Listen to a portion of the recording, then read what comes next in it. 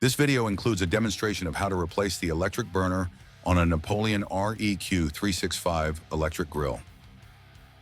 To begin, unplug the 240-volt power cord from the junction box to ensure no power is going to the grill. Move to the back of the grill and begin removing the screws which secure the top and middle back panels to the cart. Bring your attention to the burner wire box at the top and remove the screws securing the cover in place to gain access to the back of the burner.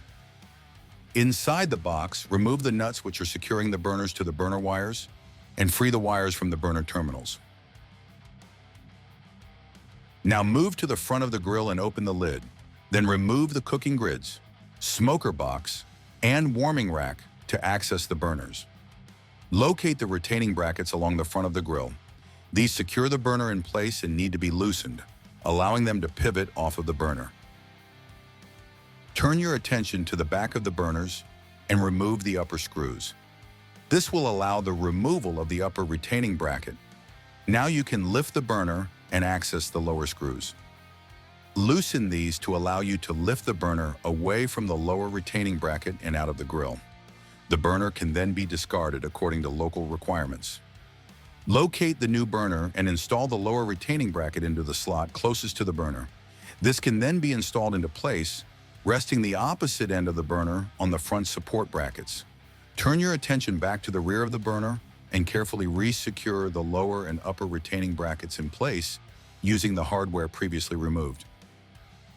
Once complete, carefully pivot the front securing brackets over the burners and re-secure them in place. Now reinstall the cooking grids and warming rack, ensuring not to replace the smoker box onto the burners. Move to the back of the grill and replace the burner wires back onto the burner and secure them in place with the previously removed nuts. Once complete, re-secure the burner wire box cover in place with the previously removed screws. Now reinstall the middle and top back panels and plug it in to bring power to the grill. Then test the operation of the grill to ensure heat is being produced by the burners. Before any cooking can be done on the grill, ensure to perform a burn-off to remove internal lubricants used in the manufacturing process.